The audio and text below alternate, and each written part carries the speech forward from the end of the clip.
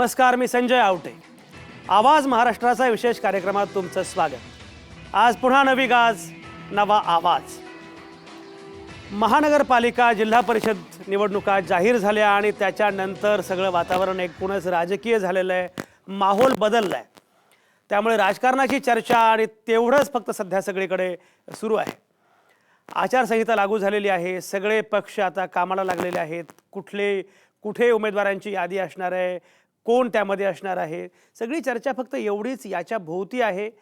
आणि हे सगळं होत असताना म्हणजे मुद्दाम सांगितलं पाहिजे की मी जाणीवपूर्वक राज्यभर दौरा केला आणि ज्या ज्या ठिकाणी महानगरपालिकेची निवडणूक आहे त्या सगळ्या महानगरपालिकांमध्ये मी स्वतः प्रत्यक्ष जाऊन आलो. तिथं महानगरपालिकेच्या प्रांगणामध्येच महासरकारनामा नावाचा आमचा कार्यक्रम जो आहे तो कार्यक्रम तर आम्ही केलाच, पण त्या निमित्तानं सगळ्या राजकीय पक्षांच्या लोकांना भेटलो, बोललो. आणि माझ्या लक्षात असं आलं, म्हणजे अगदी नाशिकची गोष्ट, शशी जाधव खरं म्हणजे या कार्यक्रमात अनेकदा आलेले आहेत, पण शशी जाधव हे मनसेमधून अनेकदा चर्चेमध्ये आलेले आहेत, मनसेचे प्रवक्ते म्हणून आलेले आहेत. शशी जाधव हे मनसेच्या ऐवजी भाजपमध्ये गेले हे मला माहिती होतं, पण मी ऐनवेळी विसरलो आणि मी माझ्या त्या ज्या नोंदी होत्या त्यामध्ये शशी जाधव मनसे. नंतर मात्र माझ्या लक्षात आलं की अरे हे भाजपच्या वतीने बोलणार आहेत. तर हे एक उदाहरण दिलं नाशिकमधलं. पण सगळीकडे असं दिसतंय, म्हणजे आझम पानसरे हे पिंपरी चिंचवडमध्ये खरं म्हणजे राष्ट्रवादी काँग्रेसचं एक अतिशय महत्त्वाचं नाव, महत्त्वाचा चेहरा, आणि आझम पानसरे हे चक्क गेले भाजपमध्ये. मग तो जो फोटो होता त्या फोटोमध्ये आझम पानसरे होते, लक्ष्मण जगताप, महेश लांडगे आणि देवेंद्र फडणवीस. कोणीतरी तो फोटो टाकला गमतीनं की महेश लांडगे, आझम पानसरे, लक्ष्मण जगताप यांच्यामध्ये देवेंद्र फडणवीस आहेत. कोणीतरी असं म्हटलं आहे की चुकून असं वाटतंय की देवेंद्र फडणवीसच राष्ट्रवादी काँग्रेसमध्ये गेलेले आहेत. तर ही जी गंमत आहे की मग कोण कुठल्या पक्षात हे कळू नये. आणि त्यातही हे सगळे जे काही उमेदवार म्हणजे अगदी ऐन निवडणुकीच्या तोंडावर उमेदवारांची पळवापळवी, त्याच्यानंतर उमेदवार आयात करणं, हे सगळं सुरू आहे. म्हणजे असे जे आयात उमेदवार आहेत ते खरंच तुमच्या पक्षाचे समर्थक असतात का, निष्ठावंत असतात का, हा एक भाग आहे. दुसरं म्हणजे मग त्या भागामध्ये काम केलेल्या निष्ठावंतांनी काय करायचं. ज्यांनी पक्षासाठी अगदी अहोरात्र मेहनत केली, म्हणजे भारतीय जनता पक्षाला जेव्हा त्यांच्याकडे सत्ता नव्हती, विरोधामध्ये होता, अशा वेळी अगदी 20-20, 30-30, 40-40 वर्ष जे जनसंघासोबत, भाजपसोबत राहिले असे कार्यकर्ते सत्ता आल्यानंतर मात्र बाजूला पडले आणि कुठला तरी आयात उमेदवार अचानकपणे उभा राहतो. हे केवळ महानगरपालिका निवडणुकीत घडतंय का? विधानसभा निवडणुकीमध्ये सुद्धा हेच घडलं. आणि विधानसभा निवडणुकीमध्ये असं म्हटलं गेलं की भाजपचे जे काही उमेदवार आहेत, निवडून आलेले आमदार आहेत, त्या आमदारांमध्ये जवळपास 40% आमदार हे राष्ट्रवादी काँग्रेसमधून इकडे आलेले उमेदवार आहेत. त्यामुळे ते मूळचे राष्ट्रवादी काँग्रेसचेच लोक आहेत. पण हे ज्या पद्धतीनं घडलं विधानसभा निवडणुकीमध्ये त्यावर भाजपवर टीका झाली, पण आता पुन्हा तेच सुरू झालेलं आहे. अगदी निवडणूक तोंडावर असताना पिंपरी चिंचवड असेल, नाशिक असेल, मुंबई असेल, सगळीकडे या प्रकारे लोक आयात करण्याचं काम सुरू झालं आणि त्याच्यामध्ये भाजप आघाडीवर आहे. त्याचं आणखी एक कारण आहे, भाजप आघाडीवर आहे म्हणजे काही बाकीचे पिछाडीवर आहेत असं नाही. बाकीच्या पक्षांमध्ये कोणी जात नसेल हा पण मुद्दा आहे. म्हणजे भाजपमध्ये जात आहेत, काँग्रेसमध्ये आणि राष्ट्रवादी काँग्रेसमध्ये कदाचित कोणी येत नसेल, भाजपमध्ये येत आहेत म्हणून भाजपच वाईट आहे आणि काँग्रेस राष्ट्रवादी फार सभ्य आहेत असं काही मानायचं कारण नाही. शिवसेनेमध्ये सुद्धा अनेक जण जात आहेत, काही जण काँग्रेसमधून राष्ट्रवादीमध्ये, राष्ट्रवादीतून काँग्रेसमध्ये असं पण चाललेलं आहे. मनसेमधून शिवसेनेमध्ये जाणाऱ्यांचं प्रमाण अगदी मोठं आहे. नाशिकमध्ये आहे, पुण्यामध्ये आहे, मुंबईमध्ये आहे, सगळीकडे हे प्रमाण दिसतं आहे. मुद्दा असा आहे की ऐन निवडणुकीच्या तोंडावर या पद्धतीनं उमेदवारांनी एका पक्षातून दुसऱ्या पक्षात जाणं हे नैतिक आहे का? जे उमेदवार अशा पद्धतीनं ऐन निवडणुकीच्या तोंडावर तुमच्या पक्षामध्ये सामील होतात त्यांना पक्षानं उमेदवारी देणं, खरं म्हणजे उमेदवारी देऊ या अटीवरच ते आलेले असतात. हे नैतिक आहे का?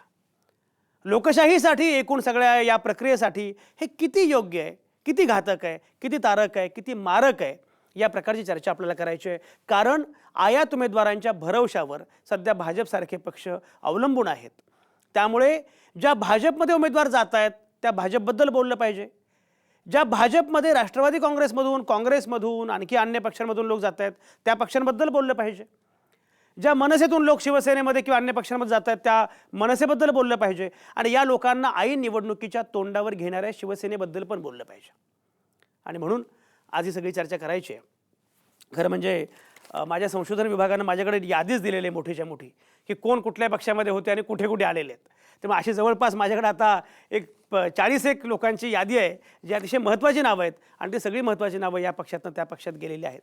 पण मुद्दा केवळ त्या व्यक्तींचा नाही आहे, मुद्दा आहे लोकशाहीचा, मुद्दा आहे एकूण निवडणुकांच्या राजकारणाचा. आणि निवडणुका हे लोकशाही व्यवस्थेमधलं केवळ एक अंग आहे, पण आपल्याकडे मात्र निवडणूक म्हणजेच लोकशाही. अशा प्रकारे जी मांडणी होते त्या सगळ्या संदर्भात आपल्याला चर्चा करायची आहे. आणि म्हणून आजच्या चर्चेचा विषय जरा भारी आहे. तो विषय आहे अशी ही पळवापळवी. अशी ही पळवापळवी.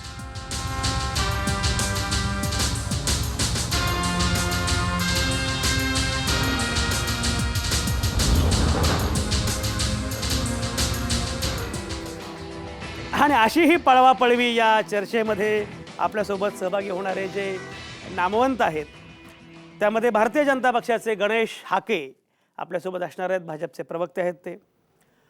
काँग्रेसच्या प्रवक्त्या डॉक्टर हेमलता पाटील नाशिकमधून असणार आहेत. मी मगाशी नाशिकचा उल्लेख केला त्यामुळे हेमलता पाटील आज इथे असणं जास्त महत्त्वाचं आहे. शिवसेनेच्या प्रवक्त्या डॉक्टर आमदार नीलम गोऱ्हे यासुद्धा आपल्यासोबत असणार आहेत. राष्ट्रवादी काँग्रेसच्या प्रवक्त्या आमदार विद्या चव्हाण याही आपल्यासोबत असणार आहेत. आम आदमी पक्षाचे नेते रवी श्रीवास्तव माझ्या शेजारी इथं बसलेले आहेत. आणि ही सगळी चर्चा सुरू करताना अर्थातच मला हा पहिल्यांदा जाण्याचा मोह होतो आहे, पहिल्यांदा जाण्याची इच्छा होते आहे गणेश हाकेंकडे. गणेश हाके सगळे आयात उमेदवार, म्हणजे तुम्हाला हा अनुभव जरा जास्त नीट माहिती आहे की एका पक्षातून दुसऱ्या पक्षात जाणं, स्थिरावणं, नंतर त्या पक्षाची वकिली सुरू करणं, हे सगळं जे काय आहे ठीक आहे. पक्षांतर हे काही चुकीचं आहे, गैर आहे, अवैध असं कोणी म्हणणार नाही. पक्ष बदलण्याचा अधिकार असला पाहिजे. पण निवडणुकीच्या तोंडावर लोक जातात, त्यांना उमेदवारीचं आमिष दाखवलं जातं किंवा उमेदवारी त्यांना लगेच दिली जाते. गणेश हाके आणि या सगळ्यामध्ये क्रमांक 1 तुम्ही आहात. तुम्ही अर्थात सगळ्याच अर्थाने क्रमांक 1चे पक्ष आहात. त्यामुळे गुणांच्या अर्थाने तुम्ही नंबर 1वर असाल आणि दोषांच्या अंगाने सुद्धा नंबर 1 असणं स्वाभाविक आहे. पण हे जे घडतं आहे अशा आयात उमेदवारांच्या भरवशावर महानगरपालिका तुम्ही उभ्या केल्या तर खरंच काही विकास होईल का? मुळामध्ये हा भरवसा किती योग्य आहे, किती बरोबर आहे? गणेश हाके काय म्हणणं आहे?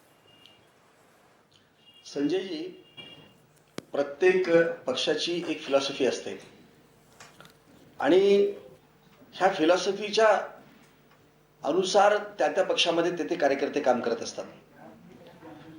पक्षाची सिद्धांतिक बैठक, त्याचं चारित्र्य, त्या नीतिमत्ता, ह्या सगळ्या गोष्टी त्या पक्षामध्ये असायला पाहिजेत आणि लोकशाहीचं ते फार मोठं एक लक्षण आहे.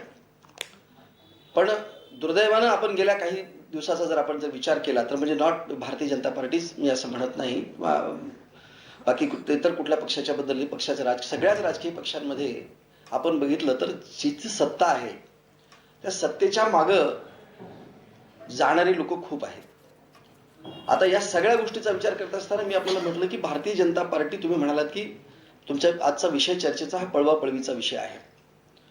तर आणि भारतीय जनता पार्टी ही आयात करण्यामध्ये नंबर 1ला आहे असं आपलं म्हणणं आहे. माझा मुद्दा, तुमचा मुद्दा मला म्हणजे खोडून काढायचा आहे की भारतीय जनता पार्टी, तुम्ही पाहत असाल की लोक म्हणजे केंद्रातली सत्ता आल्यानंतर आणि विधानसभेतली सत्ता आल्यानंतर ज्या पद्धतीने केंद्रात आणि राज्यातलं सरकार काम करत आहे तेव्हा लोकांचा एक वेगळ्या पद्धतीचा विश्वास, जे वेगळ्या पक्षात आहेत, विरोधी पक्षात आहेत, काँग्रेसमध्ये आहेत, काही राष्ट्रवादीमध्ये लोक आहेत, मनसेतले, शिवसेनेतल्या अनेक लोकांना असं वाटतं की एक भारतीय जनता पार्टीचं सरकार आहे, उत्तम अशा पद्धतीचं काम करत आहे, या पक्षाशी आपण जोडलं पाहिजे आणि म्हणून ते लोक स्वतःहून भारतीय जनता पार्टीमध्ये येत आहेत.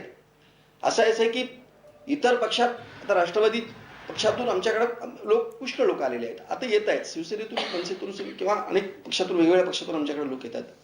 याचं कारण असं आहे की इतर राजकीय पक्षापेक्षा भारतीय जनता पार्टी ही त्यांना सर्व अर्थानं लोकशाहीच्या विचार करताना त्यांना अधिक जवळची वाटायला लागली. आणि उद्या जर या देशाचं भवितव्य, या महाराष्ट्राचं भवितव्य जर कोण जर घडवू शकत तर भारतीय जनता पार्टी घडवू शकते असा ह्या लोकांना विश्वास असल्यामुळे हे स्वतःहून लोक या भारतीय जनता पार्टीकडे आता येत आहेत.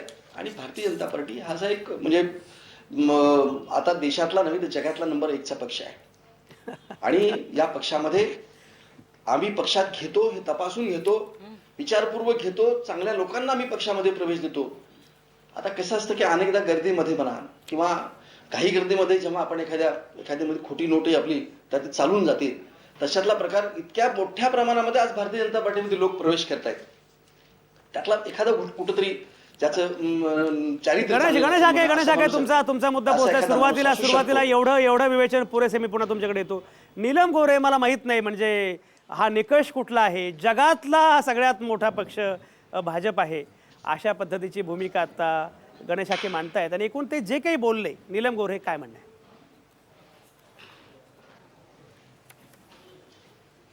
एक तर पहिली गोष्ट, जो मोठा पक्ष असतो सत्तेमध्ये त्याच्यात प्रचंड इनकमिंग होत असतं, हे खरं आहे. जेव्हा शिवसेना मोठे पक्ष होता 95 ते 99, त्या दरम्यान सुद्धा भरपूर लोक आले आणि नंतर 99ला आमची सत्ता गेल्यावर निघून गेले सगळे. त्यामुळे पश्चिम महाराष्ट्रामधले तर अनेक लोक जे होते ते आज म्हणजे 50% लोक जे राष्ट्रवादीत गेले ते सगळे शिवसेनेत येऊन राष्ट्रवादी गेलेले लोक आहेत. त्याच्यामुळे ते आले तर त्याच्यामध्ये त्यांना उलट ओळखीचा असतो मोठा पक्ष जो आहे तो, कुठून ना कुठून त्यांनी आधीच विचार करून ठेवलेला असतो. पण मला असं वाटतं संजय, या प्रश्नाच्या खूप बाजू आहेत आणि त्याच्यात एक असं आहे की जेन्युइनली किंवा खऱ्या अर्थाने विचार करायचा झाला तर प्रत्येक पक्षामध्ये काही ना काही एक सॅच्युरेशन किंवा भरपूर लोक जमा झालेले असतात आणि तिथे त्या माणसाच्या लक्षात येतं की आपल्याला काही इथे संधी मिळणार नाहीये आणि मग तो माणूस शेवटच्या क्षणी दुसरीकडे जातो. एक होतं. दुसरं, काही वेळेला असंही होतं की अनेक वेळेला त्या उमेदवाराला आश्वासनं मिळालेली असतात आणि मी आता इथे भाजप का हे असं बोलत नाही, मी थोडं जनरलाइज आधी 2 मिनिटं बोलते. आणि त्याला असं किंवा तिला असं वाटतं की हे दर निवडणुकांमध्ये आपल्याला आश्वासन मिळतं आणि नंतर आपली फसवणूक होते, तर किती वर्ष वाट बघायची, असा विचार करून सुद्धा काही लोक पक्षांतर करतात. तिसरं असं आहे की साधारण लोक कोणाची हवा आहे हे पाहतात आणि ज्याच्याकडे विनिंग आहे, ज्याच्याकडे विजयाची शक्यता अधिक आहे, त्याकडे लोक जायला सुरू होतात. पण त्याला दुसरा पण असा आहे, मोठं गाजलेलं उदाहरण म्हणजे आमचे माजी मुख्यमंत्री नारायण राणे हेच पळवले त्यावेळेला काँग्रेसने. म्हणजे पळवापळवी काही फक्त सामान्य नगरसेवकांची होते असे नाहीये. कोण असंतुष्ट आहे, कोण नाराज आहे किंवा त्याला अजून नाराज कसा करायचा, मग नाराज केल्यावर त्याला खत पाणी कसं घालायचं, त्याला मासे कसे खायला द्यायचे, हे सगळं बरोबर गणित बसवलं जातं. आणि हाके म्हणतात आमच्याकडे लोक आले वगैरे, पण मी तुम्हाला सांगेन निदान 10 उदाहरणं मला तर कमीत कमी माहिती आहेत की जे आमचे 2 नंबरचे कॅन्डिडेट किंवा 3 नंबरचे कॅन्डिडेट होते विधानसभेला, की त्यांना आमचं तिकीट एक अमक्याला मिळालं तर ज्याला मिळणार नाही त्याला घ्यायचं, असे पण भाजपने खूप लोक घेतलेले आहेत, भरपूर लोक घेतलेले आहेत. म्हणजे एका रात्रीमध्ये त्यांनी पट्टे बदलले आणि ते गेले भाजपमध्ये, पण तिथेही ते पडले, बरेचसे जण पडले. हा भाग वेगळा त्याच्यामधला जो आहे तो. आणि त्याच्यामुळे अशा गोष्टींमुळे जातात ते खरंय. पण माझा आक्षेप कुठे आहे, हे बघा शिवसेनेमध्ये पण इन्कमिंग आहे, खरंय, मनसेतून येत आहेत लोक. पण ज्या ठिकाणी तुमचा जो मूळचा मुद्दा आहे की जे मूळचे निष्ठावान आहेत किंवा ज्यांनी वर्षानुवर्ष काम केलं त्यांचं काय, तर इथे पक्ष म्हणून एक विचार करायची वेळ येते की हा निष्ठावान जो उमेदवार आहे तर तो निवडून येणं त्याच्यामध्ये किती हजार मतांचं अंतर आहे. जर का 2000 3000 अशा मतांनी पडलेले उमेदवार असतील, विधानसभेला 10-10 हजारांनी पडलेले असतील, तर मग तिथे काही वेळेला नवीन येणारा उमेदवार त्याची मतं, त्याची आपली मतं पक्षाची, आणि ते दोघं एकत्र आल्यामुळे हा आता निवडून येईल म्हणून येणारी मतं, असं त्रिवेणी विचार करावा लागतो. आणि मग पश्चिम महाराष्ट्रामध्ये दिसेल आपल्याला की काही प्रमाणामध्ये डायरेक्टली लोक आलेले आहेत, 1-2 वर्ष काम केलं आणि शिवसेनेत निवडून आलेले आहेत. काही लोकांनी आता असं केलं, यांनी म्हणजे नाव मला घेणं योग्य वाटत नाही, की अगदी आयते तयार सगळे उमेदवार आणि जे त्यांचे विधानसभेचे मतदारसंघ आहेत तिथलेच खाडकन 55 लोक घेऊन स्वतःकडे घेऊन टाकले की जे आदल्या दिवशीपर्यंत त्यांच्या पक्षाचं काम करत होते. आणि लोकही शेवटच्या क्षणी का पक्षांतर करतात, कारण मग आपलं असलेले विद्यमान आमदारकी जाऊ नये किंवा विद्यमान नगरसेवक म्हणून आपल्यावरती शिस्तभंग होऊ नये. फक्त थोडंसं असं वाटतं की त्यातले फार थोडे लोक पक्षाशी नंतर बांधील राहतात, नंतर ते सत्ता गेली किंवा त्यांचं काम झालं किंवा आरक्षण बदललं तर ते निघून जातात. नीलम गोरे, विस्तारानं आपण याच्याबद्दल बोलत राहू. तुमचा बेसिकली बेसिक मुद्दा पोहोचलाय, पण विस्तारानं आणखी बोलत राहू. रवी श्रीवास्तव, पक्षांतर हे नैसर्गिक आहे, याच्यामध्ये काही गैर नाही, त्यामध्ये काही अवैध नाही. म्हणजे आम आदमी पक्षातून युगेंद्र यादव बाहेर पडले, त्यांनी पक्ष स्थापन केलं, हे अगदी वैध आहे, त्याच्यामध्ये गैर नाही. मुद्दा असा आहे, भाजपबद्दल जो आक्षेप आहे तो आक्षेप असा आहे की हे आयात उमेदवारांच्या भरवशावरच उभे आहेत. जाणीवपूर्वक उमेदवार आयात करायचे, मिळवायचे, त्यांना उभं करायचं. नीलम गोरीने आता विधानसभेचा जो उल्लेख केला, असा हा जो प्रयत्न आहे आणि त्यातनं पक्ष उभा करायचा, त्यातनं पक्षाला सत्ता मिळवायची, मग ते अगदी आसामपासून सगळीकडे हे भाजपचा पूर्वीचा पवित्र असा होता की प्रादेशिक पक्षांना सोबत घ्यायचं आणि मग हळूहळू आपले पंख जरा पसरत न्यायचे. आता त्यांनी काय केलं की प्रादेशिक पक्ष यांच्यापेक्षा सुद्धा जे दुखावलेले दुरावलेले पण फार महत्त्वाचे परिणामकारक असे त्या भागातले नेते आहेत त्यांना आपल्याकडे घ्यायचं आणि पक्ष उभा करायचा. मुळामध्ये मुद्दा असा आहे की हे त्या पक्षासाठी सुद्धा मला एक विचार म्हणून सांगा, म्हणजे यात केवळ राजकीय आरोप प्रत्यारोप मला अपेक्षित नाही आहेत. एक विचार जर आपण केला तर खरंच कुठल्याही पक्षाच्या वाढीसाठी हे किती चांगलं आहे किती वाईट आहे? बिल्कुल गलत है, अनैतिक है और मैं ये कहूँगा कि ये एक प्रकार की राजनीतिक चरित्रहीनता है. जो ये दल बदलू, टर्नकोट और ये जो पार्टी हॉपर्स हैं, इन लोगों की तो जितनी भर्त्सना की जाए उतनी कम है. क्यों कि सबसे पहली चीज़ तो यह है कि आपको जब किसी पार्टी के निशान पे आप खड़े हुए, वो निशान की कहानी मैं बाद में करूँगा, कि निशान पे आप खड़े हुए और आपको जनता ने सहयोग दिया तो ये जानकर दिया कि आप किसी विशेष आइडियोलॉजी को फॉलो करते हैं. अभी मैं गणेश हाके जी से पूछना चाहता हूं कि इतनी ही आपकी पार्टी अगर महान थी तो 10 साल तक सत्ता से बाहर क्यों रखी गई? तो मतलब ये है कि आपका भी उतने ही खोखले हैं जितनी की और दूसरी पार्टियां हैं. उसमें कोई नयापन नहीं है आपके यहाँ पे कि आज आपके यहाँ लोग आ रहे हैं. ये तो एक सिस्टम है ऐसा कि जो पार्टी पावर में है उसमें घुस जाओ जाकर के और उसमें इलेक्ट होने के चांसेस ज्यादा रहेंगे. दूसरी दूर क्यों जाऊं, हमारे यहाँ के जो पनवेल के ही हमारे एमएलए हैं वो पहले गणेश जी पहले सुन लीजिए, एक हमारी एक वो पहले पीजेंट वर्कर पार्टी में थे, उसके बाद वो कांग्रेस पार्टी में चले गए और अभी वो इलेक्शन से एक हफ्ता पहले वो भाजपा में प्रवेश कर गए चुन के आने के लिए. ये पूरी चरित्रहीनता है, ये गलत है और ये उस मतदाता की अवमानना है जिसने आपको चुन करके वहां पर विधानसभा में या म्युनिसिपैलिटी में आपको भेजा है. ये उसके साथ में एक प्रकार का विश्वासघात है, मेरा ये कहना है. गणेश हाके. संजय जी मला उत्तर द्यायचं आहे की श्रीवास्तवजींना मी हे विचारू इच्छितो की आम्ही सत्तेच्याकडे सगळ्यात म्हणजे लोकांचे म्हणजे ओढ असतो, तर यांची आपची सत्ता होती ना, यांचे पक्षातले लोक जे फाउंडर मेंबर होते सोडून का गेले? गणेश जी ते जे जाच, अरे ऐकून घ्या मला, नहीं, एक मिनट, कौन सा फाउंडर मेंबर छोड़ गए ये बताइए मुझे. श्रीवास्तव जी आप नाम तो बताइए ना, आप ऐसे जनरल बात मत करिए, नाम बताइए अगर बताना है आपको तो. श्रीवास्तव जी फाउंडर मेंबर दूसरी पार्टी में चला गया. गणेश हाकेंना पूर्ण बोलू द्या. रवी श्रीवास्तव गणेश हाकेंना पूर्ण बोलू द्या. श्रीवास्तवजी मला बोलू द्या ना, मी माझं बोलणं संपल्यावर त्यांना बोलू दे. जेव्हा एखाद्या पक्षाच्या खरा मुखवटा लक्षात येतो ना, तेव्हा त्या पक्षातल्या लोकांना असं कुठेतरी चांगल्या ठिकाणी जावं असं वाटतं. आणि दुसरी गोष्ट जे आशास्थान असं वाटतं. भारतीय जनता पार्टी एक अशी पार्टी आहे की नरेंद्र मोदी सारखा एक चायवाल्याचा मुलगा सुद्धा या देशाचा पंतप्रधान होऊ शकतो. इथं कर्तृत्वाला आणि गुणाला किंमत आहे. इथं घराणेशाहीला नाही, इथं कुठल्या एकाच्या घराण्याची मालकी इथं नाही. इथं आता बाकीच्या राजकीय पक्षांचा तुम्ही जर विचार केला तर प्रत्येक पक्षाचं तुम्ही नाव घेऊन तुम्हाला सांगतो कुणी ना कुणी तर त्याचा मालक आहे.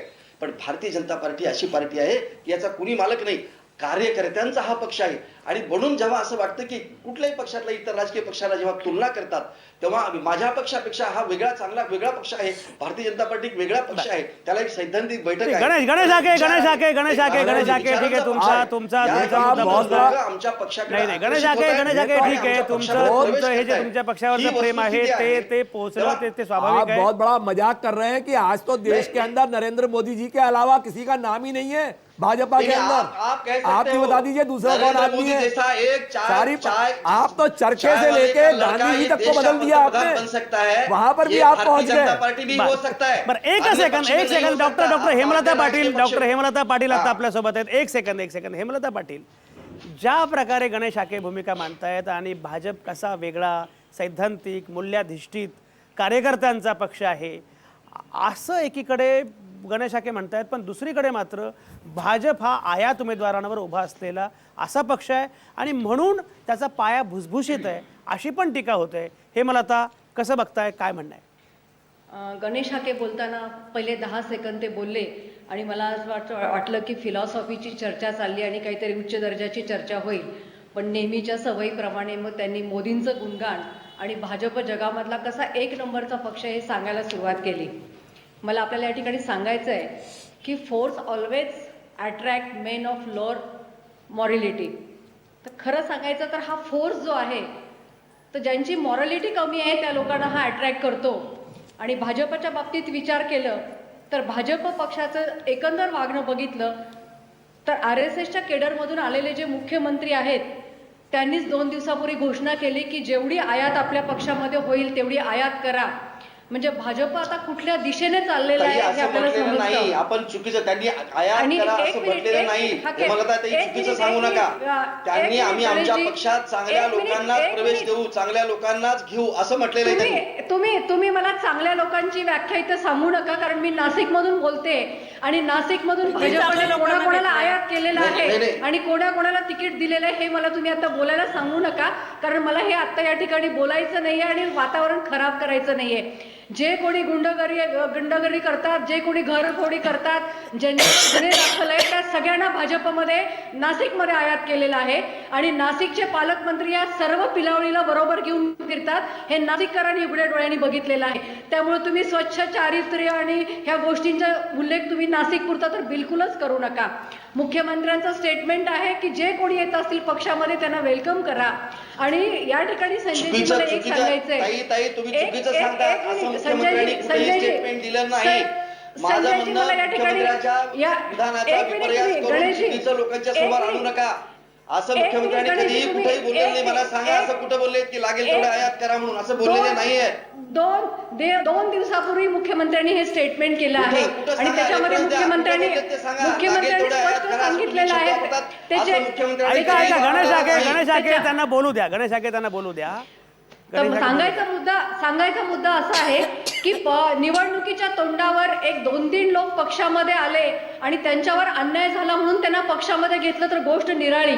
पण आपण बघितलं की महापालिका क्षेत्रामध्ये भाजपने सगळ्या दुसऱ्या पक्षांमधूनच जे उमेदवार आलेले आहेत त्याच पक्षांना तिकीट देण्याचं एक या ठिकाणी ठरवलेलं आहे आणि त्यांच्याच जीवावर ह्या निवडणुका लढवल्या जात आहेत. विधानसभेला पण हेच झालं. जे गुन्हेगार होते, ज्यांच्यावर आरोप होते त्यांना पक्षामध्ये घेतलं गेलं.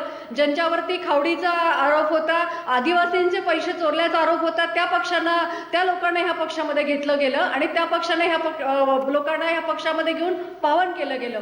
नाशिकपुरतं बोलायचं झालं तर असंख्य लोकांना ह्या भाजपने आता पक्षामध्ये घेतलेलं आहे.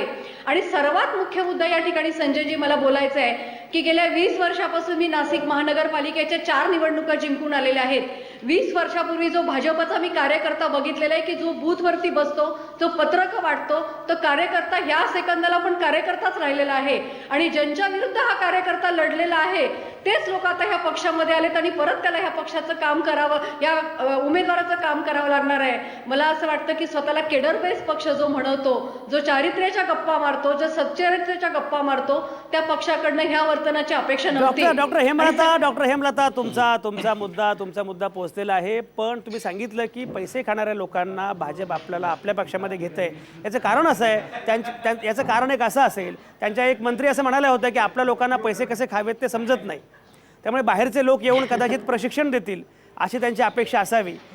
पण विद्या चव्हाण गणेश आके जे म्हणतायत, म्हणजे मला खरंच कमाल वाटली की जगातला क्रमांक 1चा पक्ष सगळ्यांना वाटतं भाजपमध्ये यावं, म्हणजे उद्या डोनाल्ड ट्रम्प सुद्धा भाजपमध्ये आले तर आपल्याला आश्चर्य वाटणार नाही, अशी खरं म्हणजे आत्ता अवस्था आहे.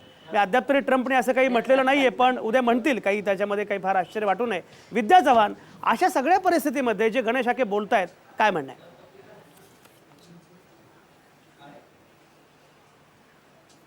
नाही, आता तुम्ही अमेरिकेचा उल्लेख केला म्हणून मला सांगावंसं वाटतं की अमेरिकन अध्यक्षपदांची जी आत्ताच निवडणूक झाली आणि आपले देशाचे पंतप्रधान नरेंद्र मोदी जे परदेशात त्यांचं जे जाणं सुरू होतं, त्यामुळे कदाचित मला असं वाटायला लागलं होतं की आता अमेरिकेत अध्यक्षपदाच्या निवडणुकीमध्ये मोदी साहेब लढवतात की काय, अशी भीती निर्माण झाली होती. आता तो गमतीचा भाग सोडून द्या तिथे, पण परंतु मला असं वाटतं की आता त्यांना भारतामध्ये काही इंटरेस्ट राहिलेला नाहीये.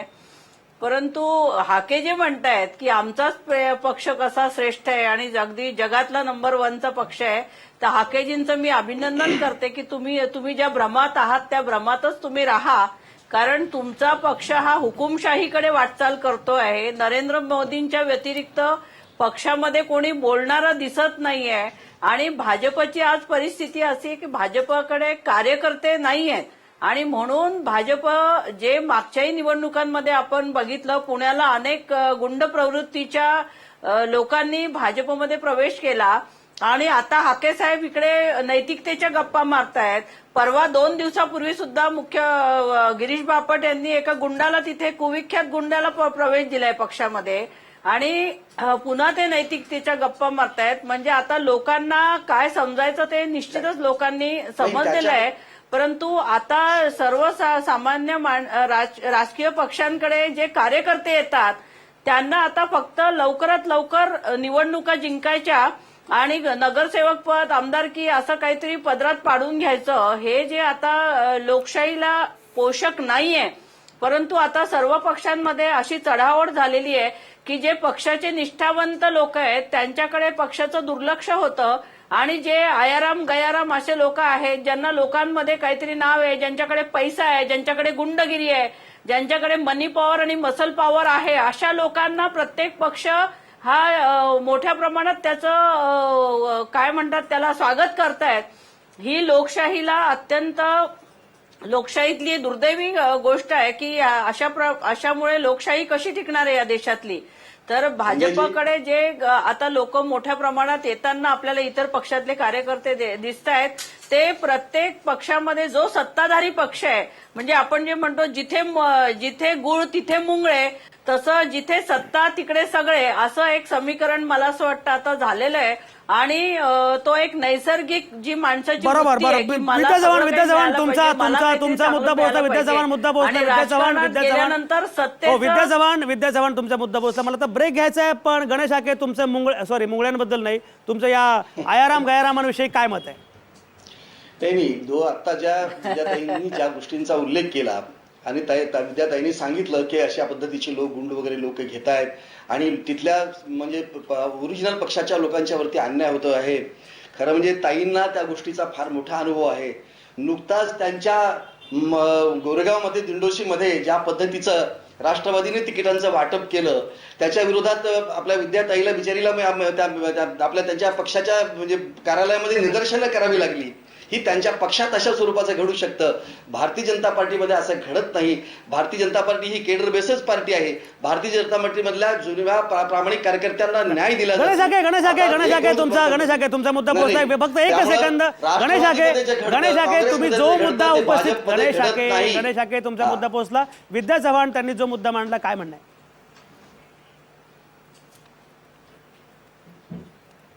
नाही, मला हे सांगायचंय की माझ्या पक्ष कार्यालयामध्ये दिंडोशी तालुक्यातले जे इच्छुक होते ते कामं करतायत, ते घेऊन आले होते. मी काही कोणाला घेऊन आलेले नव्हते. आणि हे सगळं जे होतं ते लोकशाही जिवंत असल्याचं लक्षण आहे. हुकुमशाही नाहीये तिथे. भाजप मी केलेली नाहीये. मी केलेली निदर्शनं नाहीयेत. आमच्या इथे तरुण मुलं जे पक्षाकडे तिकीट मागतायत त्यांनी, आणि हा पक्षामध्ये लोकशाही, पक्षामध्ये लोकशाही आहे, पक्षाकडे कार्यकर्ते आहेत, याचं हे जिवंत उदाहरण आहे. तुमच्यासारखं आमच्या पक्षातले कार्यकर्ते घेऊन आणि शिवसेनेतले कार्यकर्ते मला तर ब्रेक घ्यायचा आहे. विद्या चव्हाण गणेश हाके मला तर ब्रेक घ्यायचा आहे. नीलम गोरे 30 सेकंदांमध्ये मुद्दा मांडा. मला ब्रेक घ्यायचा आहे.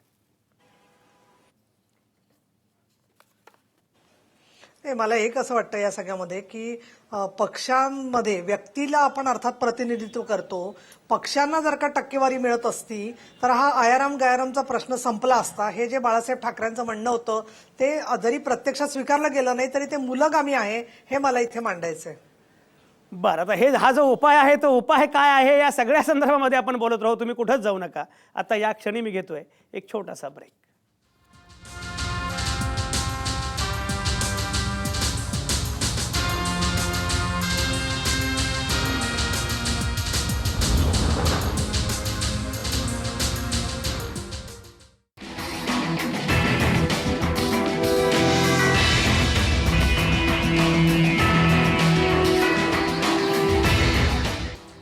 तुमचं पुन्हा एकदा स्वागत. आपण चर्चा करतो आहोत अशी ही पळवापळवी. ही जी काही पळवापळवी सुरू आहे महानगरपालिका निवडणुकीच्या तोंडावर सगळ्या राजकीय पक्षांमध्ये, बेसिकली आयाराम गयाराम याच्या अनुषंगाने आपण बोलत होतो. आणि सगळे पक्ष असं म्हणतात की बाकीचे पक्ष कसे अनैतिक आहेत आणि माझा पक्ष मात्र अतिशय नीतिमान आहे. गणेश हाकेंनी तर आज भाजपबद्दल जी काही विशेषणं वापरलेली आहेत ती जर एकत्र केली सगळी विशेषणं आणि त्यांचे दावे, तर म्हणजे जगाच्या इतिहासामध्ये भारतीय जनता पक्षासारखा अन्य कोणी पक्ष असेल असं मला अजिबात वाटत नाही. पण एनिवेज प्रत्येकजण आपापल्या पक्षाला डिफेंड करणार. पण ब्रेकवर जाण्यापूर्वी नीलम गोऱ्हेंनी जो उपाय सुचवला, रवी श्रीवास्तव काय म्हणणे? देखिए, मेरा एक इसमें मानना ये है कि गणेश जी जो अभी खुद ही बोल रहे थे, इनके जो 282 मेंबर पार्लियामेंट चुन करके आए, उसमें से 100 ऐसे थे जो पहले कांग्रेस में ही थे. हालांकि 1970 तक देश के अंदर एक ही पार्टी थी, उसका नाम कांग्रेस था. तो इस तरीके से देखा जाए तो लगभग हर राजनेता जो है, जो बुजुर्ग है, वो कांग्रेस पार्टी से ही आया हुआ होगा. वास्तविकता ये है कि ये जो चुनाव का, ये जो पार्टियों का चिन्ह है, यही एक बेसिकली इलीगल चीज़ है. ये एक गैर कानूनी चीज़ है. हुआ क्या था 1952 में, जब देश के अंदर साक्षरता मात्र 18% थी, तब चुनाव आयोग ने ये सिद्धांत दिया कि भाई लोगों को पहचान नहीं होगी, इसलिए इनको चुनाव चिन्ह दे दो. आज वो चुनाव चिन्ह जो है वो सौदेबाजी की एक वजह बन गया है, जबकि आज देश में साक्षरता 76% है. तो इसीलिए इसके ऊपर जो मताधिकार संघ है वो बड़ी लड़ाई लड़ रहा है. और इस बार के चुनाव में जो ईवीएम मशीन्स आएंगी, उनके ऊपर उम्मीदवार का फोटो होगा.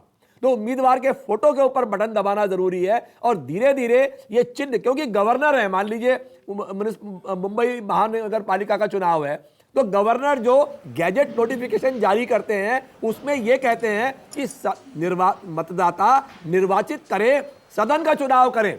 वो कभी ये नहीं कहते कि आप भाजपा और शिवसेना, कांग्रेस और मनसे का चुनाव करिए.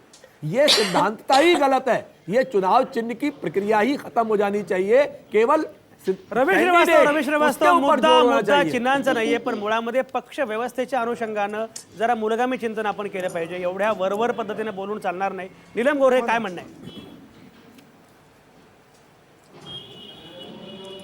मला त्याच्यात 2-3 गोष्टी वाटतात. एक म्हणजे पहिलं, प्रत्येक पक्षाची जी भूमिका आहे, तर स्वतः पक्षाला पण हा विचार करावा लागतो की आपण जी माणसं घेतोय पक्षामध्ये, तर त्याच्यामध्ये पक्षाचा पुढे नेण्यासाठी हे लोक उपयोग करतील का पक्षच गिळंकृत करून टाकतील. आणि तो विचार न करता, किंवा त्यांना कॉन्फिडन्स असतो किंवा नाही आपण त्या लोकांना कसे का होईना सामावून घेऊ, तर मग प्रत्येक येणारा माणूस जो आहे तो एक स्वतःची संस्कृती घेऊन येत असतो.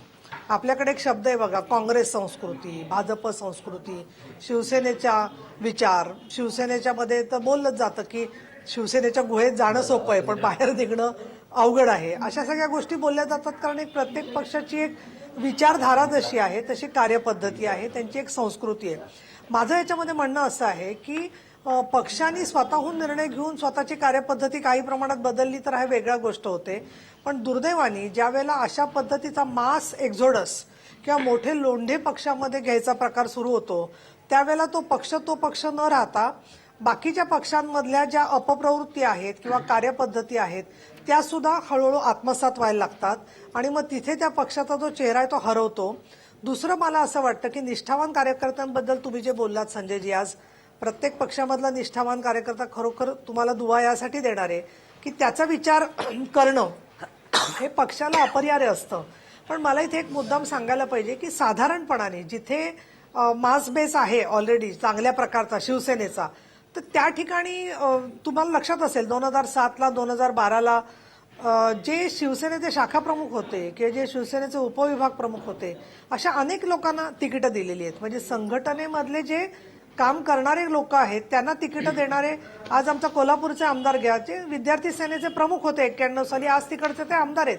त्याच्यामुळे अशा पद्धतीने पक्षामधल्या लोकांना घेत असताना त्याचा समतोल बिघडून बाहेरून घेतलेल्या लोकांचंच हळूहळू त्यांनी सगळं पक्ष जर का स्वार व्हायला लागले, तर मग आपल्याला असं दिसतं की मग गुंडांना पण घ्या, बाकीच्या इतर नीलम गोऱ्हेंचा मुद्दा हा फारच महत्वाचा आहे. गणेश हाके, बरोबर, नीलम गोऱ्हे तुमचा मुद्दा पोहोचला. बरोबर तुमचा मुद्दा पोहोचला, लक्षात आला. गणेश हाके, हा नीलम गोऱ्हेंचा मुद्दा आहे ना, या मुद्द्यावर आपण जर आता बोललं पाहिजे आणि गंभीरपणे बोललं पाहिजे. आज मी मुद्दामच कोणी राजकीय अभ्यासक तज्ज्ञ बोलावलेले नाहीयेत, कारण राजकीय पक्षांचे प्रवक्ते सुद्धा अभ्यासक असतात, तज्ज्ञ असतात, त्यांनी काही राजकारण बघितलेलं असतं, निरीक्षण केलेलं असतं. गणेश हाके भाजपचे म्हणून सोडून द्या, नीलम गोऱ्हे आता जे म्हणाले ते फार महत्त्वाचं आहे. एक म्हणजे पक्ष बदलणं, पक्ष सोडणं, नव्या पक्षात जाणं, याला विरोध कोणीच करणार नाही, कारण ती सोय असलीच पाहिजे. पक्षांतर बंदी कायदा जरी असला तरी सुद्धा आपल्याला एखादा पक्ष नकोसा वाटणं, एखादा पक्ष जवळचा वाटणं, ही वैचारिक किंवा काय या प्रकारचा एकूण बदल होऊ शकतो. मुद्दा असा आहे की लोंढ्याच्या लोंढ्याने तुम्ही वेगळ्या पक्षांमधले लोक ज्या प्रकारे निवडणुकीच्या तोंडावर घेताय त्यामुळे भाजप उरला नाही. भाजप पूर्वीचा पक्ष उरला नाही. आणि तुम्हालाही गणेशाके माहिती असेल किंवा नसेल, भाजपमधले जुने जाणते कार्यकर्ते, रासव संघाचे जुने ज्येष्ठ कार्यकर्ते हीच भूमिका आता मांडतायत की हा पक्ष आहे पण हा म्हणजे भाजप सत्तेवर आला पण जो सत्तेवर आलाय तो आमचा भाजपच नाही. याला काय उत्तर आहे? नाही, आपण म्हणतात ती वस्तुस्थिती नाही असं कुणीही म्हणत नाही. तुम्हाला मी मुद्दाम या गोष्टीची म्हणजे निदर्शनास तुमच्या आणून देऊ इच्छितो की भारतीय जनता पार्टी ही केडर बेस आहे. जे आमच्या केडरमधून लोक आलेले आहेत ते शिक्षण आहेत, त्यांना सर्वोच्च पदावर दिली आहेत, त्यांनाच तिकीट दिली जातात, त्यांनाच या पक्षामध्ये मंत्रीपदं वगैरे दिली जातात. जी म्हणून पदाधिकारी आहेत संघटनेमधली सुद्धा पदं अशाच लोकांना दिली जातात. आपण जे म्हणालात की फार मोठ्या प्रमाणामध्ये भारतीय जनता पार्टीमध्ये लोंढा येतो आहे. आता या सगळे तुम्ही म्हणालात की तिकिटासाठी काही लोक आली. आता तुम्हाला सांगतो की आता ज्या काही या निवडणुकीच्या समोर महानगरपालिका आणि जिल्हा परिषदांच्या समोर जे भारतीय जनता पार्टीमध्ये जो लोकांचा प्रचंड प्रमाणामध्ये प्रवेश होतो आहे, हे सगळे लोक काही तिकिटासाठी येत नाहीये. यातल्या किती लोकांना तिकीटं दिलेली आहेत.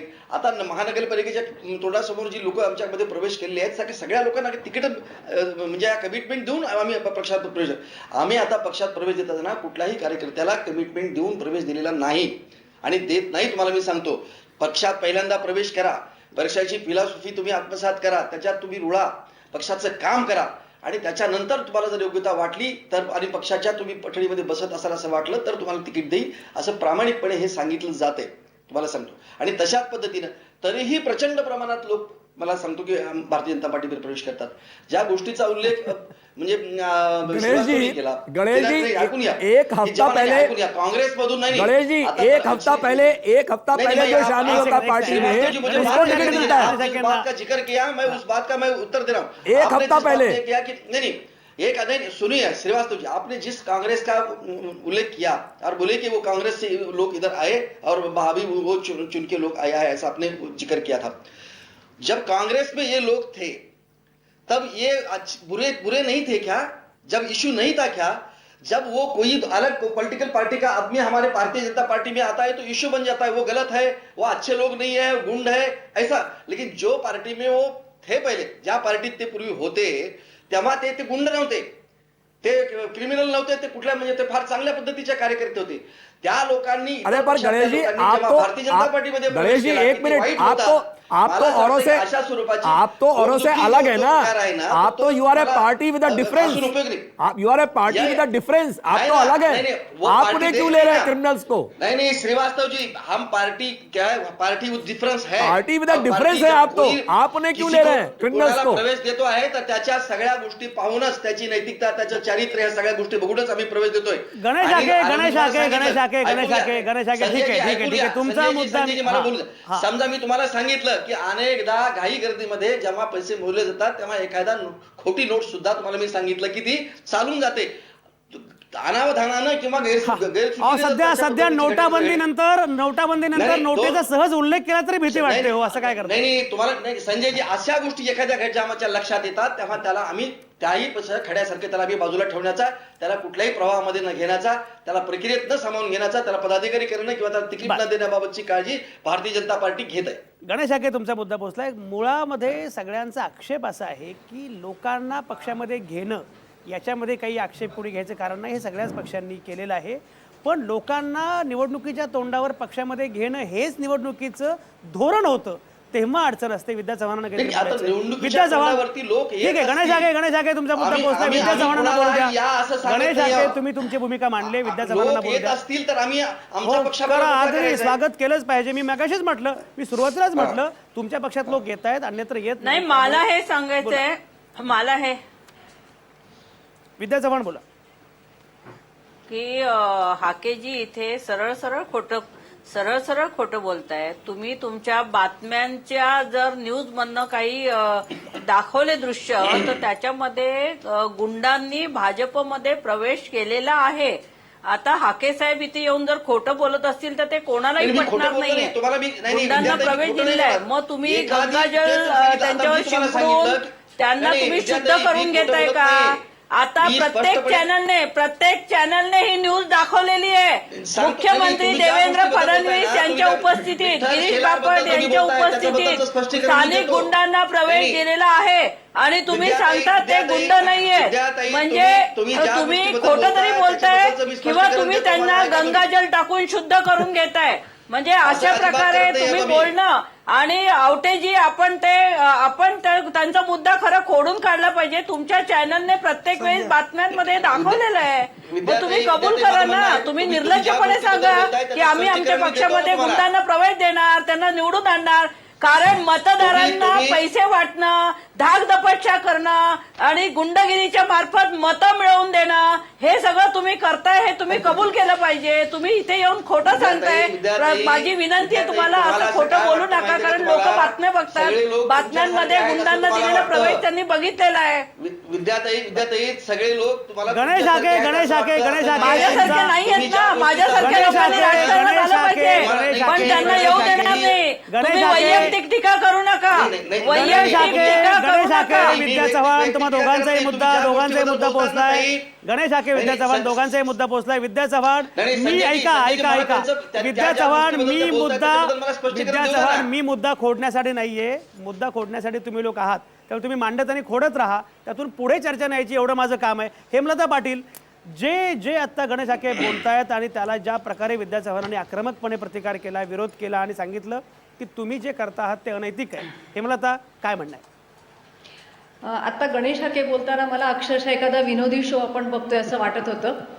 ते बोलताना एक वाक्य अतिशय विनोदी बोलले की आता आम्ही जे भाजपमध्ये जे लोक येत आहेत त्यांना आम्ही काही लगेच तिकीट देणार नाही, तर त्यांना भाजपच्या संस्कृतीमध्ये रुळवणार आणि ते रुळल्यानंतर मग त्यांचं जर वर्तणूक चांगली असेल तर आम्ही तिकीट देणार. संजयजी, आजपासून 1 महिन्यावरती निवडणुका आलेल्या आहेत. या ठिकाणी गणेशजींनी फक्त एकच सांगावं की हे रुळण्याचा टायमिंग काय आहे? काही झटपट इंग्लिश बोलण्याचा कोर्स आहे का की 2 दिवसात फटाफट इंग्लिश बोलले? म्हणजे मला गंमत वाटते की हे एका महिन्यामध्ये ह्या पक्षामध्ये रुळणार, या 1 महिन्यामध्ये ह्या पक्षाशी ते एकरूप होणार आणि 1 महिन्यामध्ये यांना तिकीट देणार. मला फक्त एकच सांगा गणेशजींनी की रुळण्याचा एक कालावधी काय असतो किंवा पक्षाची आयडिओलॉजी समजून घेण्याचा कालावधी काय असतो? म्हणजे फार गमतीशीर सगळी विधानं चाललेली आहेत आणि आपल्या पक्षाची भूमिका मांडावी, आपल्या पक्षाची बाजू मांडावी, पण इतके विनोद तरी करू नयेत असं मला या ठिकाणी प्रकर्षाने जाणवतं. तुम्हाला विनोद वाटणारच ताई, तुम्हाला हा विनोद वाटणार कारण का तुम्हाला वस्तुस्थिती स्वीकारायची तुमची सवय नाही आहे. तुम्हाला फक्त काय आहे की आता दुसरे कुठले विषय नसतात, त्यामुळे अशा काही विषयावरती गणेश हाके तुमचा मुद्दा पोहोचला. आपला डिबेट शो आहे, आपली कपिल शर्माच्या शोची कुठली स्पर्धा नाही. एक सेकंद, जे मुद्दे मांडले गेलेत, नीलम गोरे काय म्हणणे? मला याच्यात एक असं वाटतं की हे सर्व जेव्हा बोलतोय आपण आणि त्याच्यामध्ये मतदारांचा आपण काय विचार करतो, हा एक मला खूप मोठा विषय वाटतो की आपण याच्यामध्ये मतदारांना गृहीत धरतो. त्यामुळे प्रत्येक पक्षाची जी वोट बँक आहे त्या वोट बँकच्या बद्दल बोलायचं झालं तर आज हे एवढं सगळं भारतीय जनता पक्षाचे प्रवक्ते का बोलतायत की त्यांना एक कॉन्फिडन्स आहे की नरेंद्र मोदीजींच्या नावावरती त्यांनी गणेश शेलारला घेतला किंवा त्या पवन पगारेला घेतला किंवा अजून कोणाला नाशिकला घेतला, एखाद्या गुंडाला किंवा पुण्याला घेतला किंवा कुठेही घेतला तरी आम्ही हे रेटून नेऊ शकतो. मला काय वाटतं, लोकांचं काय म्हणणं होतं निवडणुकीच्या वेळेला की अरे हे पक्ष जे आहेत, नाही तिकीट आता असं एवढा आरडाओरडा होतोय त्यावेळेला तिकीट नाही दिलं, पण मुख्यमंत्र्यांच्या बरोबर तर प्रतिष्ठापना होतेच ना, त्याचा काय जातो मेसेज सर्वत्र प्रत्येक गोष्टीमध्ये. आणि प्रश्न कसा आहे, पण मला आठवण करून देते आता मी मुद्दाम आठवण करून देते. बोलताय ना, मी पण पाहिलंय बरंच. नाही पूर्ण ऐकून घ्या तुम्ही. मगापासून बघते मी तुमचं, तुम्ही एक तर्फी मोनोगला चालवताय, असं नाही चालणार. आमचं म्हणणं ऐकून घ्या. भोसरीला अंकुश लांडगे या भाजपच्या कार्यकर्त्याचा खून झाला होता 2007ला आणि त्याच्यानंतर मग इलेक्शन झाली आणि ही पूर्वीची, नाव घेते मी डायरेक्ट, आता इलाज नाही त्याला, की पूर्वीची एक कार्यपद्धती होती सत्ताधारी पक्षांची की एखादा विरोधी पक्षाचा माणूस कुठेतरी काहीतरी वेगवेगळ्या कारणं काढून पहिला उडवून टाकायचा. सिद्धराम म्हेत्रेंनी पण सोलापुरात गोळीबार केला होता. आता प्रश्न असा आहे की हे सगळं मोडत आपण पुढे आलो या सगळ्या गोष्टींच्या मध्ये. प्रश्न असा आहे की जे गोळीबार करणारे लोक, बेकायदेशीर शस्त्र वापरणारे लोक, ज्यांना धमकावून सभांच्या पाठीमागे उभे असायचे आणि मग लोक घाबरून सभांच्या मध्ये वगैरे त्या ठिकाणी आदल्या दिवशी रात्री मतं फिरायची. आता तीच साधनं वापरून आपण जर का साध्य करणार असलो सत्ता, तर जो मतदार आहे, मध्यमवर्गीय सामान्य लोक की ज्यांनी विश्वास ठेवून मतदान दिलेलं आहे, हे पहा, आपण मतदारांना सारखं गृहीत धरू शकत नाही. एवढं माझी तुम्हाला विनंती राहील. शेवटी तुमच्या पक्षाचे अंतर्गत प्रश्न आहेत काय करायचं ते.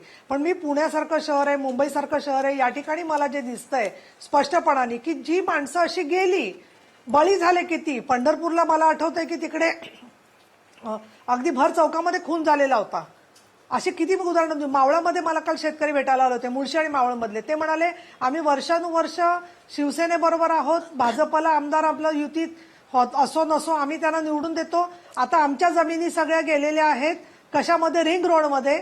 जे राष्ट्रवादी आणि काँग्रेसचे लोक आहेत त्यांचा रस्ते, त्यांच्या जमिनी तशाच आहेत. आम्हाला लोक हसतात सगळेजण तोंडावरती की तुम्ही यांना मतदान केलं आणि त्याच्यामुळे तुमच्या जमिनी चालल्यात. काय उत्तर द्यायची या लोकांना? त्यामुळे प्रश्न काय माहितीये का, विकास पाहिजे, पण विकासाच्या बरोबर ज्या कार्यकर्त्यांनी गोळीबार झेलला प्रत्येक ठिकाणी आंदोलनं केली, त्या कार्यकर्त्याची वज न राहता ज्यांनीच आतापर्यंत हात उगारले होते तेच लोक तिथे जर का आसपास दिसायला लागले, तर शेवटी मतदार गरीब गायी नाहीयेत ना. थोडंसं त्यांच्या मनाचा तर विचार केला पाहिजे. नीलम गोरे तुमचा मुद्दा पोहोचला. नीलम गोरे मुद्दा पोहोचला. म्हणून मला काय वाटतं की साध्य आणि साधन हे महत्वाचं आहे. हो, साध्य साधन विवेक महत्वाचं आहे असं नीलम गोरेंचं म्हणणं आहे. रवी श्रीवास्तव, मेरा ये मानना है कि जैसा अभी सभी प्रवक्ताओं का सोचना ये है कि ये एक मतदाता के साथ में बहुत बड़ा विश्वासघात है और ये बहुत कारणों से होता है. कुछ बोलते हैं कि मेरी कम्युनिटी के लोगों को जगह नहीं दी, टिकट नहीं दिया, इसलिए मैं जा रहा हूँ. कुछ बोलते हैं कि हमको सेल्फ रिस्पेक्ट हमारी नहीं है, हम इतना काम करते थे पार्टी के लिए, हमको पार्टी में कोई स्थान नहीं मिला, टिकट नहीं मिला, इसके लिए हम पार्टी छोड़ करके जा रहे हैं. और कुछ कहते हैं कि हमारी आइडियोलॉजी जो है वो हमको मैच करती है. मेरा यही गणेश जी से यही पूछना था कि गणेश जी, जो आता है उसको आप एक हफ्ते के अंदर कैसा उसका बैप्टिज्मा कर देते हैं, कैसे उसका जैसे कहते हैं ना, कोई भी क्रिमिनल आए पर वो भाजपा में जाकर के गंगा जल की तरह शुद्ध हो जाता है. ऐसा कैसे आपकी पार्टी में होता है? इतना कौन सा आपकी पार्टी के अंदर सफाई है कि जो भी बाहर से क्रिमिनल आए वो शुद्ध हो जाए? एक बात मैं एक चीज संजय जी पूरी कर दूं बस मैं, कि मेरा ये मानना है कि ऐसे जो दल बदलू और टर्न कोट कैंडिडेट हैं उन्हें मतदाताओं को सबक सिखाना चाहिए. मतदाताओं को इस तरह के लोगों को राजनीति में आगे नहीं आने देना चाहिए. ये हमारी एक सोच है. गणेश आके, आत्ता रवी श्रीवास्तव बोललेले आहेत. नीलम गोरेंनी मगाशी साध्य साधन विवेकाचा मुद्दा मांडला आणि हे फार चांगलं आहे की शिवसेनेच्या प्रवक्त्या साध्य साधन विवेकाबद्दल बोलतायत किंवा गुंडगिरीच्या विरोधामध्ये बोलतायत. सगळ्याच पक्षांनी, मला उलट असं वाटतं की सगळ्या पक्षांनी या प्रकारची भूमिका घेत, किमान प्रवक्त्यांनी तरी, कारण पक्षाच्या अंतर्गत कुठे काय चालतं हे प्रत्येकाच्या हातामध्ये आहे अशातला भाग नाही, पण प्रवक्त्यांनी तरी जाहीरपणे ही भूमिका घेतली पाहिजे. गणेश हाके, मला सांगा, मुळामध्ये गणेश हाके मला सांगा की तुम्ही वारंवार गणेश हाके मला सांगता आहात आणि इथे महाराष्ट्राला सांगता आहात की एकूणच नैतिकतेच्या अनुषंगानं तुम्ही काम करता आहात किंवा तुमच्याकडे कोणी गुंड नाहीत किंवा काही नाहीत. हे अगदी बरोबर आहे. नरेंद्र मोदींचं नाव तुम्ही घेता, अमित शहा साक्षात तुमचे राष्ट्रीय अध्यक्ष आहेत, त्यामुळे गुंडगिरीला तुमचा विरोध आहे हे स्पष्टच आहे. मुद्दा हा नाहीच आहे. पण मतदारांच्या अनुषंगानं आता जी मांडणी केली जाते आहे, मतदारांच्या अनुषंगानं जी मांडणी केली जाते त्याच्यामध्ये हा मतदारांवर अन्याय आहे किंवा काहीतरी त्यांचा आपण विचार करत नाही, असं काही घडतंय का? आहेत मतदारांना काय करावं आणि काय करू नये हे कळतं. आणि दुसरी गोष्ट अशी आहे की मतदारांचा विश्वास भारतीय जनता पार्टीच्या वरती अधिक आहे, व्यक्तीपेक्षा पक्षाच्या वरती जास्त विश्वास आहे. फिलॉसॉफीवरती लोकांना विश्वास आहे आणि म्हणून भारतीय जनता पार्टी एखादा उमेदवार जर दिला तर निश्चितपणे त्या उमेदवाराच्या पाठीमागे राहूनच, आता ज्या म्हणाले की 2014 साली जे आमच्याकडे काँग्रेसमधून लोक आले, 2014 मध्ये विधानसभेला जे आमच्याकडे लोक आले, त्यांनी ती व्यक्ती पाहिली नाही तर आमच्या पार्टीची फिलॉसॉफी, पार्टीची विचारसरणी पाहून मतदारांनी आमच्यावरती विश्वास टाकलेला आहे. लोक आज तुम्ही मी काय म्हणतो याच्याकडे मतदार लक्ष देत नाही. मतदारांच्या भावनांची कदर भारतीय जनता पार्टी करत आलेली आहे आणि म्हणून लोकांना कळतं, मतदारांना कळतं, मतदारांनी जो कोण भारतीय जनता पार्टीला दिलेला आहे तो गणेश हाके गेल्या 2.5 वर्षांमध्येच मतदार शहाणा झालाय का हो? मग जेव्हा गेली 70 वर्ष तो तुम्हाला मतदान करत नव्हता तेव्हा तो मूर्ख होता का? म्हणजे मला कळतच नाही. अलीकडे भाजपचे लोक नाही, गेल्या नाही, 2.5 वर्षांमध्ये आमच्या त्याची कारणं कायम सांगतो. मत विजय. अरे आताशी तुम्हाला संजय कुठे एका शर्यतीमध्ये, एका लढाईमध्ये, संजय. एका निवडणुकीमध्ये यश मिळालंय, त्याबद्दल अभिनंदन आहे, कौतुक आहे. पण याचा नाही, अर्थ नाही. तुम्ही त्या एकाच नाही, आता- मुद्द्याभोवती जी चर्चा बघा, फिरवता असं होतं का? संजयजी, नाही संजयजी, आपण जी चर्चा करतो ती नकारात्मक स्वरूपाची आपण चर्चा करतो. संजय. भारतीय जनता पार्टीला मिळालेलं यश हे आपण वेगवेगळ्या पद्धतीनं तपासून, अँगलनं तपासून ते कसं मग वेगळ्या पद्धतीचं आहे, नरेंद्र मोदीचं कसं आहे, आणखी कुणाचं म्हणजे या अनेक गोष्टी चर्चेला लावून आपण वेगळ्या भोवती आपण गणेश आके, तुम्ही माझ्या उत्तर मूळ देतो. मुद्द्याचं उत्तर दिलंच नाही. पण एनिवेज निलम गोरेंना काहीतरी बोलायचं. नाही, निलम गोरे मी- बोला. नाही, मला असं म्हणायचं आहे, माझं हे फार ओळखीचं वाक्य आहे, कारण मी 2002 पासून 2016 पर्यंत 14 वर्ष विधान परिषदेत आहे आणि 2004 असो, 2005 असो, 2009 असो, प्रत्येक निवडणुकीनंतर ज्या वेळेला कुठे झालेल्या शेतकऱ्यांचे विषय असतील किंवा अजून काही विषय असतील, आम्हाला मुख्यमंत्री आणि उपमुख्यमंत्री हेच बोलायचे, काही झालं असलं, जैतापूरला तबरेज सायकर गोळीबारात गेला तेव्हा सुद्धा हेच उत्तर दिलं होतं, पण तुम्ही याच्यावर काही बोलू नका. याचं कारण असं की आम्हाला जनादेश दिलेला आहे. त्यामुळे मला हे फार ओळखीचं वाक्य आहे. जनादेश मिळालाय म्हणजे आपल्याला सर्व गोष्टी योग्यच वाटतायत. हे 14 वर्ष ज्यांचं काय होतं त्यांना सुद्धा जनतेला एका पॉईंट नंतर शेवटी जनतेने विचार केला. त्यामुळे इतकं गृहीत धरणं, आपल्याला जनादेश मिळाला म्हणजे सगळे आपले मार्ग योग्य असतात असं नाही. हे आतापर्यंत इतिहासाने शिकवलेलं आहे. हे समजून घेतलं पाहिजे. हे आम्ही हितासाठी बोलतोय, आम्ही विरोधासाठी विरोध म्हणून बोलत नाहीये. हे मला या ठिकाणी मुद्दाम सांगायला पाहिजे. हे मला आता हे पाटलांना सगळ्याच काहीतरी राजकीय बोलायचं हो. पक्षांसाठी लागू आहे ताई. हे सगळ्यांसाठीच लागू आहे. हे जनादेश हा सगळ्यांसाठी लागू आहे. काय भारतीय जनता पार्टीसाठीच लागू नाही ना? लागू आहे ना, कोण नाही म्हणतंय, आम्ही म्हणतोय ना. हा, या सगळ्यांसाठी लागू आहे हा. हे मला आता आपण वाटतं. ही पण आम्ही मतदारांना मुंबईत विरोध असं करतो. बोलत नाहीये की म्हणून तुम्ही जनादेश सगळेजण सगळं आमचं आहे तुम्ही- त्याचं बरोबर आहे, कारण एक आम्हाला लक्षात- बहुमत मिळालं एक असं नाही. लक्षात घ्या, तुम्हाला कधी नव्हे ती या निमित्तानं टेलिव्हिजनवर प्रकट चिंतनाची संधी मिळालेली आहे. तुम्ही एकमेकांवर आरोप प्रत्यारोप करणं एवढाच मुद्दा नाहीये. या निमित्तानं आपण चिंतन केलं पाहिजे आपल्याही पक्षामध्ये, अन्य पक्षांमध्ये सुद्धा. त्यामुळे गणेश आके, केवळ मन की बात करण्यापेक्षा जर आपण छान चिंतन केलं, प्रकट चिंतन केलं, त्याचे फायदे होतात ना. असं काय करताय? हे मला आता पाटील बोला. निश्चितपणे प्रामाणिकपणे मी सुरुवातीलाच मांडलं की सुरुवातीलाच मी माझ्या नाही, बोलण्यामधून मी या सांगितलं ठिकाणी- की चारित्र्य नीतिमत्ता ही प्रत्येक पक्षाच्या मध्ये असली पाहिजे. तशा स्वरूपाचंच, कारण राजकारणामध्ये लोकशाहीमध्ये निकोप आणि चांगल्या पद्धतीची लोकशाही राहायची असेल तर चांगली लोक पाहिजेतच. या मताशी गणेश दुमत आके, असण्याचं कारण नाही. आम्ही त्याच्याशी सहमतच आहोत. गणेश आके, तुम्ही बहुतेक आज नाश्त्याला आणि दुपारी जेवणाला काहीतरी सुविचार संग्रह खाल्लेले दिसत आहेत. त्यामुळे या तुम्ही जे ठिकाणी- काही मगापासून बोलता आहात ना, मला चिंता वाटायला लागली. हे मला तर मला पाटील. मी मला या वस्तुस्थिती ठिकाणी एक आवर्जून सांगावंसं वाटतं की लोकांना गृहीत धरणं हे अत्यंत चुकीचं आहे आणि 2.5 आणि 3 वर्षाच्या यशानंतर सगळी जनता आपल्या बरोबर आहे आणि आपण करेल तेच योग्य आहे असं समजणंही चुकीचं आहे.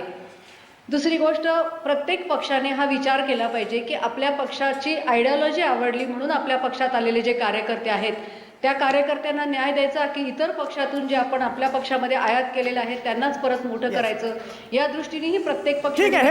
हे मला तुमचा मुद्दा पोहोचला. सगळ्याच प्रवक्त्यांनी आज भाषा केली आदर्शवादाची.